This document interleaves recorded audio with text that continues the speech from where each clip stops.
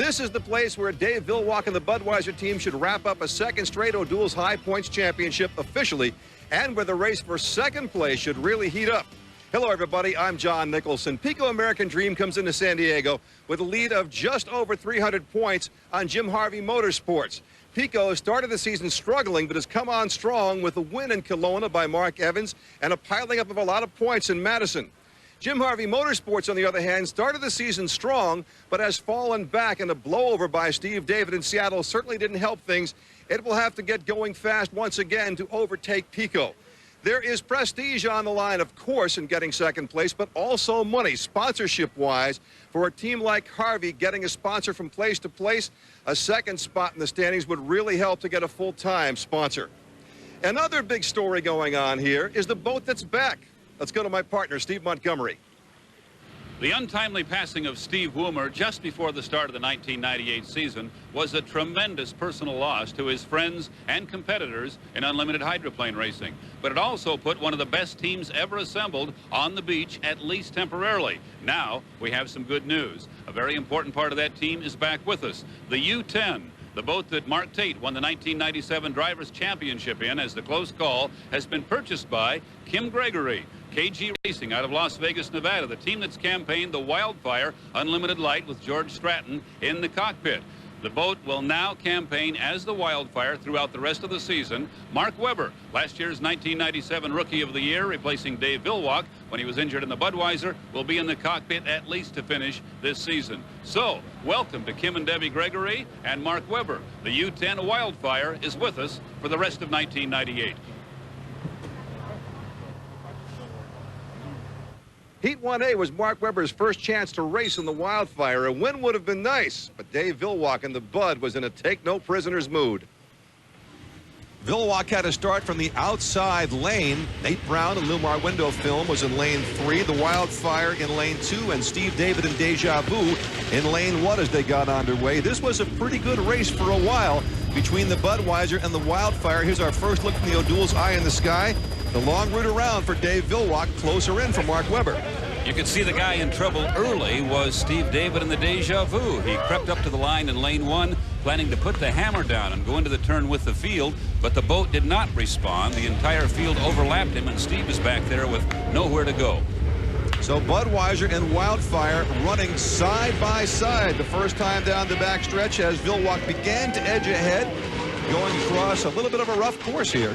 That particular spot has been a little rough throughout the week, John. In fact, it was at that point that Ken Muscatel, our new commissioner, got upside down in qualifying, and he will not be racing with us today. His boat is badly damaged. Ken, however, is fine. And as we continue our look at the highlights of Heat 1A, we see where Dave Villwock eventually ran out to a big lead. It's going to take a while for the KG Racing team to get that boat completely set up and fast. Here we see Mark Webber and the Wildfire struggling a little bit later in the heat, but they're off to a good start for a new team. Budweiser was the winner, 400 more points toward wrapping up the O'Doul's High Points Championship for Dave Villwock and the Miss Budweiser team. And Nate Brown in Lumar Window Film wound up in second place as Mark Webber finished third in the Wildfire. And it appeared at that point, to the best of our mathematical abilities, that Budweiser had now wrapped up the O'Doul's High Points Championship for 1998. Steve got down on the dock to talk to Dave and later to Mark Webber. That's about all you need for the national championship. Are you keeping track? Well, no, not a good enough mathematician, but we'd like to just keep making points as the best we can. But you know, it's tough out here. The boats are, the boats are real competitive. You know that Nate Brown and Lumar was 158, but he got crossed up with, looked like Mark Webber really made 2 lane 1s in there and cost him some trouble in that race. Well, a great start in the new boat. Did you get a drink of Budweiser? Yeah, well, I guess Dave Villwock, when he's got you by 6 boat lengths, he just has to do it. So his ego's fulfilled, and we went from second to third. So I guess that's racing. He did nothing wrong, but not very gentlemanly. So. But a great start, and the boat ride looked good. Yeah, we got something for him. I just got to get a little more 5-liter in me. Based on the qualifying speeds, Mitch Evans and the Appian Geronimo looked like the favorite in Heat 1B, but his brother Mark had other ideas. Looking at the boats from left to right, the Miss Vons, Mike Webber's on the outside, Jimmy King and Miss Elan Plus, Pico American Dream in lane 2, Appian Geronimo lane 1. Look at the jump that Mark Evans got. Mark Evans has been making great starts here late in the season. Surprising, though, to see him pulling away from brother Mitch in that very quick Appian Geronimo. Pico has had its troubles all year long, did manage to win in Kelowna, but otherwise has not been going particularly fast in most heats. Appian Geronimo, on the other hand, just 1 mile an hour slower qualifying than Budweiser, so you would think, again, big win here. Not at all. Look at how Mark Evans seemed to run away with it.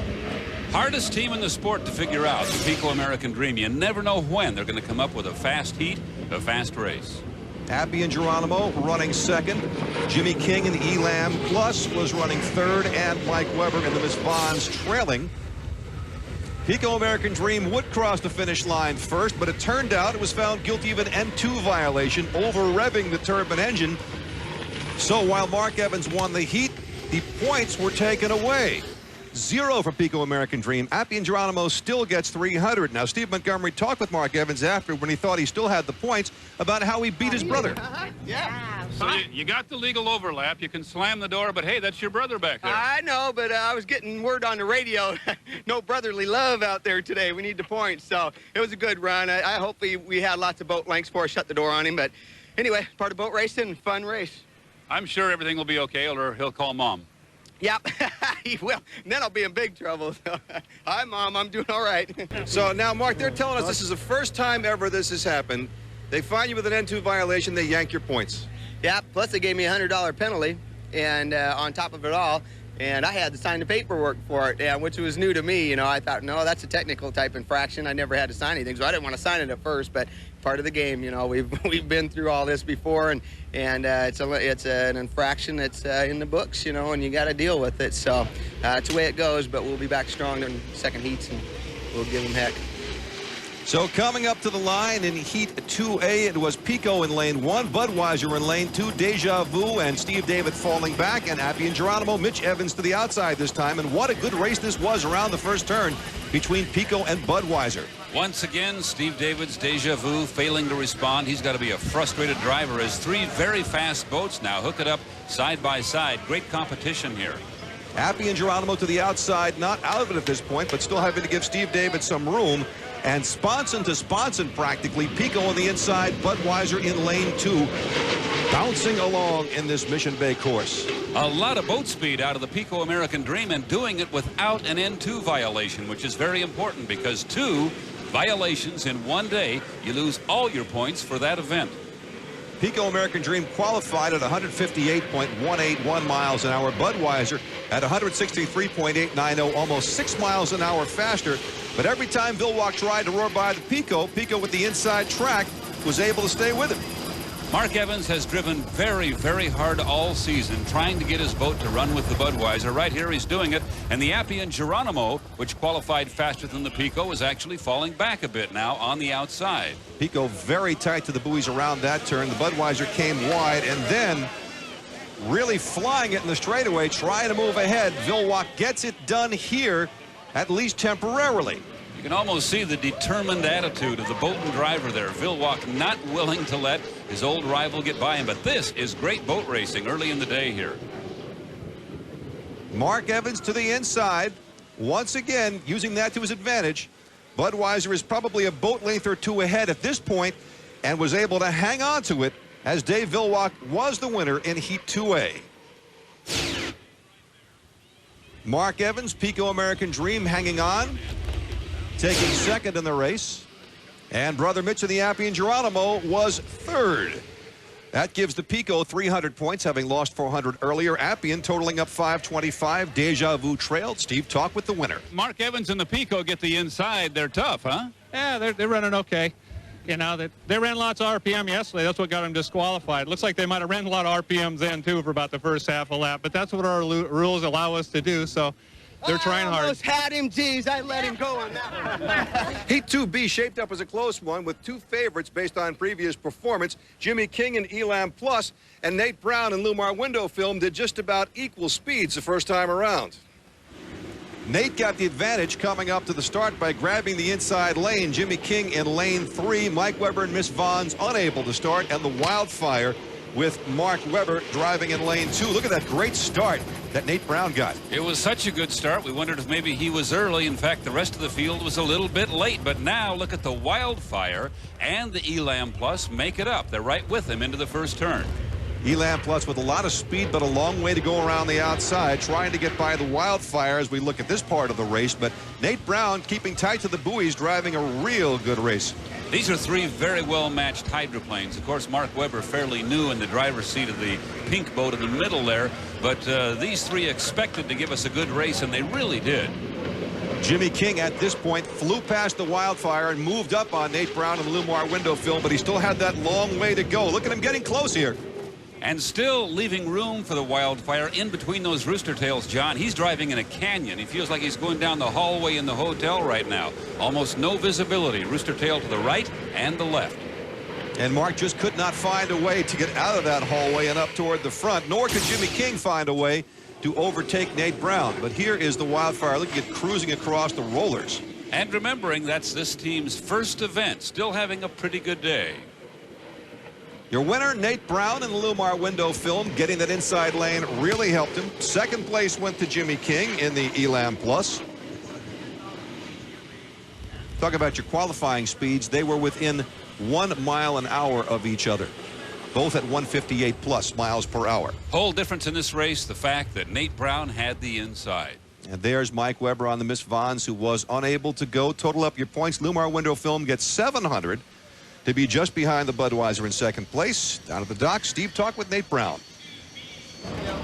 Watch it. Well, nice job. But Jimmy King didn't let you relax any, did he?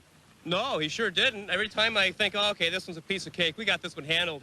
I look in that right rear view mirror, you know, and it says right in the small bottom part, it says objects seem closer than they appear, or are closer than they appear. Well, he was a lot closer than it appeared there, I think, out there. So that was a lot of fun. 400 points, good start for your day. 400 points from today and 300 from yesterday, and boy, I just can't be happier for Lumar Window Film. You know, they're based out of here in San Diego, and they got all kinds of people down here, and it's just wonderful fun. Great to be here.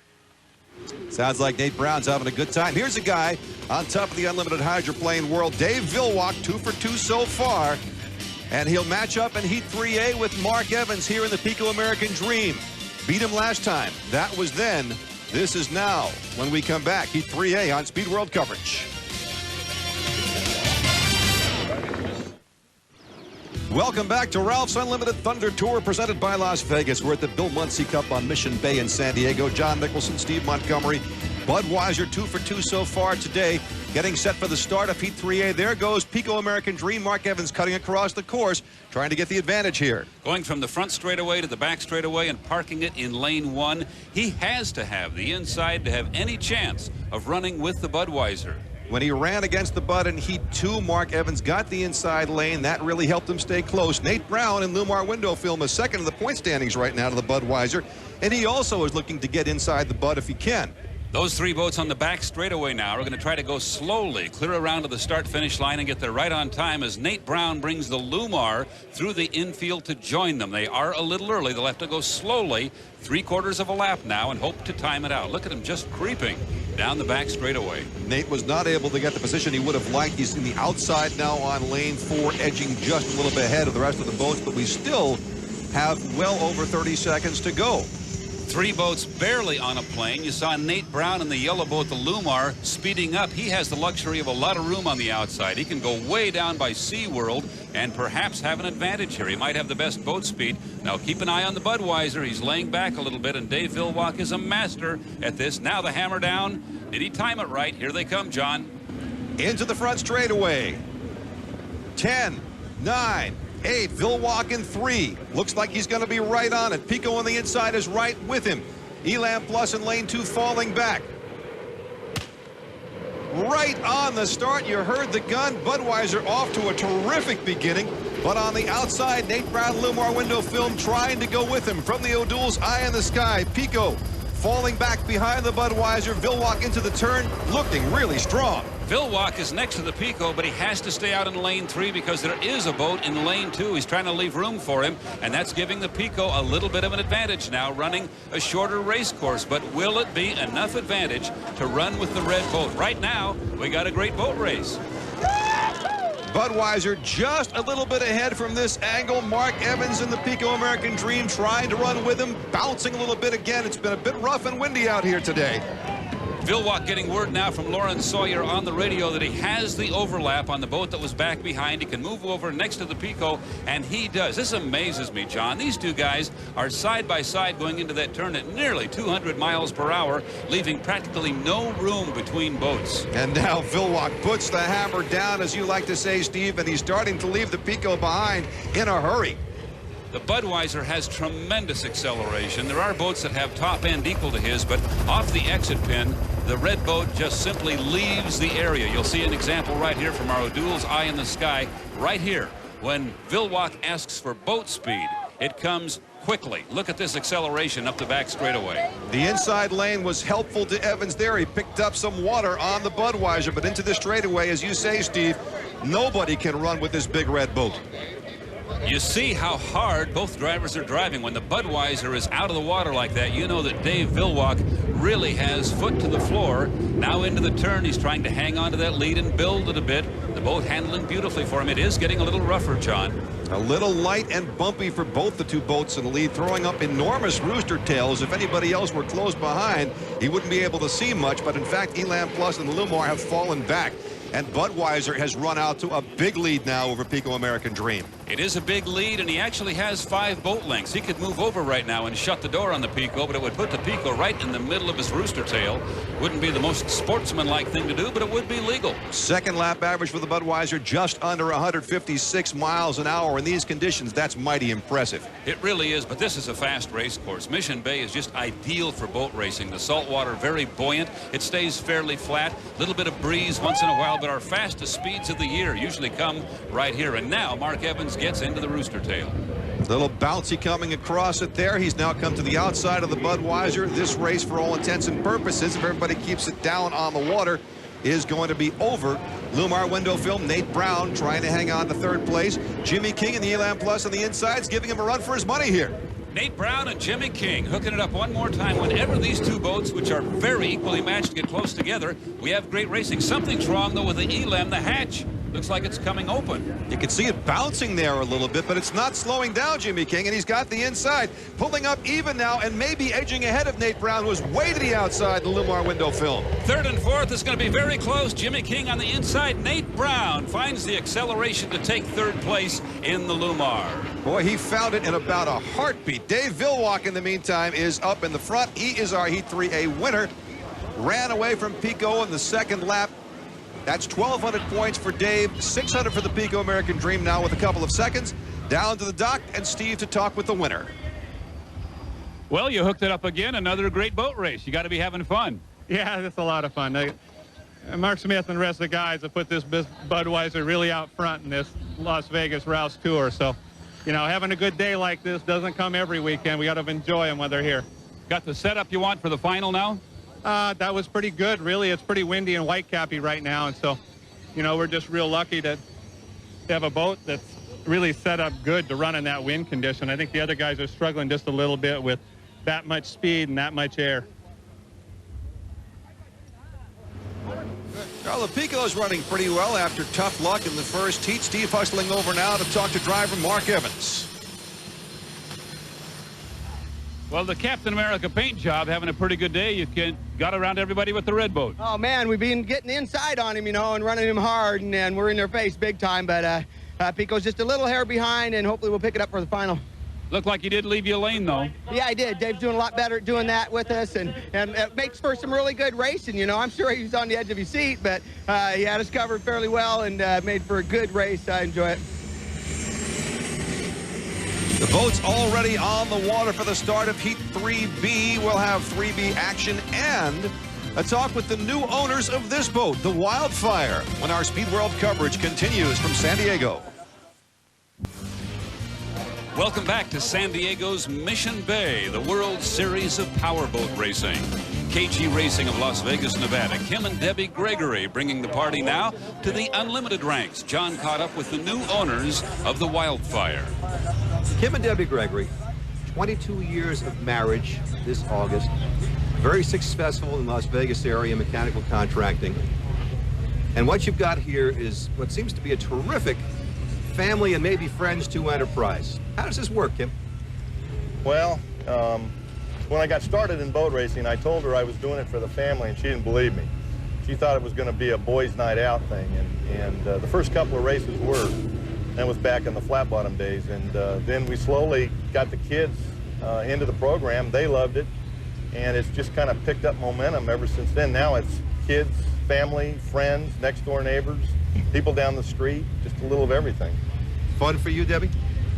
It's more nerve-wracking for me because I worry about the safety aspect, but as long as everybody's happy and having a good time, I'll be right there. How did you decide to get into boat racing in the first place? I wanted to get into boat racing back in the early 70s and actually build a drag boat. And my first race, I promptly realized I didn't have enough money to go drag boat racing or any other kind of racing. And so we kind of parked that idea. And I like the people. I like the crowd, the atmosphere. I've been involved in other forms of motorsports, from go-kart racing to Formula cars. And just the boat crowd is just nice, kind of a wholesome attitude. And we wanted something that the family could do. I didn't want to be gone all the weekends. It wasn't going to work. So we had to get something that everybody could be involved in. What do you see as the future of this team and of unlimited hydroplane racing? There's a lot of changes, I think, coming in unlimited hydroplane. I think we're moving in the right direction. We're going to have a new commissioner coming on board that's going to have some extensive marketing background. The sport's got so much opportunity, so much potential, that unfortunately in the last couple of years we haven't used to the utmost. I'd like to be a help in nurturing that along. The unlimited lights have been a great asset to the unlimiteds, but the unlimited lights are not going to be there unless the unlimiteds are strong. So that's part of the reason we did this. It's part and parcel. Yes, we've got to put the fun and the competitiveness back in the sport, and I think we're on the right track. We had a great owners meeting last night, the first one I've been involved with, and when you have you have the Bernie Littles and so on there, it can be an awesome thing, and it was a good business meeting, and that's what it should have been, and I was really happy with that.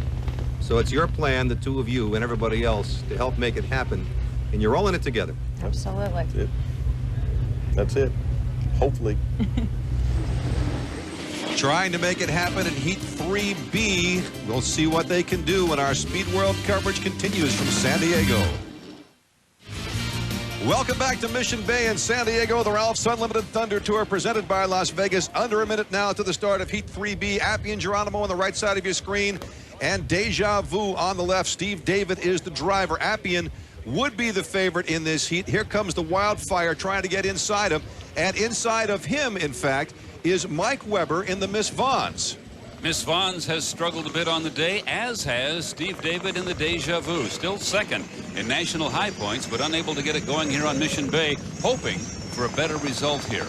As we hit the 30-second mark, they're coming around from the backstretch, just about on time for a good start. Wildfire now starting to move up a little bit. Miss Vons on the inside also stepping out. Here comes Steve David to the outside now. The field a little early at this point. Mark Webber swinging wide to use some time. Takes Steve David out there with him. Now they turn it left and head down the front chute. The Miss Vons may be early. He was up ahead of the field. We'll see if they're on time. Mark Webber is really moving up quickly now on the Wildfire. Right on time. Right on time indeed. Great start from Mark Webber, his best chance probably all day to win a heat. Meanwhile, brother Mike on the right side of your screen pulling off onto the infield in the Miss Vons. Tough luck once again for Mike and Laurie Jones racing team. But from the O'Doul's eye in the sky, look at the lead that Mark Webber has grabbed. Appian Geronimo's not letting him go. Mark Webber didn't qualify anywhere near the Appian Geronimo, but he's able to race with him. Look at this, the purple boat and the pink one hooking it up in a great boat race. The speed on the inside should prevail here, but we'll see. Appian qualified at almost 163 miles an hour, while the Wildfire at just over 153. But they are a brand new team, and they are improving heat by heat. A little loose right there at the entrance pin, but the Wildfire running very, very well, actually a little bit ahead of the very quick Appian Geronimo right here. There's a look at the Miss Vons. Mike Webber coming up to the start line, figured out it wasn't going to work and pulled off into the infield. So it's a three-boat race, and right now this boat The Wildfire is in the lead. The first lap average speed 144.629 miles per hour, and that's pretty impressive. If they can hang on, this would be the first heat victory ever in Unlimiteds for Kim and Debbie Gregory and that Wildfire team out of Las Vegas, Nevada. We know the boat can run. We've seen it do it year after year after year as the Close Call, the Camel-powered Smokin' Joe, the Winston Eagle, and now he's put a lot of room between himself and the Appian Geronimo. From the O'Doul's eye in the sky, look at Steve David and the Deja Vu trailing in third place. It's been a difficult few weeks for that team, Jim Harvey Racing. Since the crash in Seattle, John, they were running very, very well. And as I said, they're still in second place in national high points, but having a little trouble getting the combination back here. And he's now in second place in this heat because the Appian Geronimo has fallen out of the running. We're not sure yet what's wrong, but there it is. Mitch Evans and the Appian Geronimo, the smoke coming off the boat, and it is dead in the water. That smoke is just a hot engine trying to cool off. It could be a gearbox problem, could be anything, but Steve David appears to be running a little better in Jim Harvey's Deja Vu, and perhaps they're going to finish the day strong. So two great opportunities here. One for the Gregory Racing team to get its first victory, and two for Steve David to pick up points in that second place race we talked about at the top of the program with the Pico American Dream. And secure a spot in the front row for the final heat, which will be very critical for that team. But Mark Webber getting seat time in this boat now, and it's just handling better and better for him. And he knows right now all he's got to do is keep the boat on plane and moving fast, and he's going to get himself 400 points and his first win as the driver of this boat.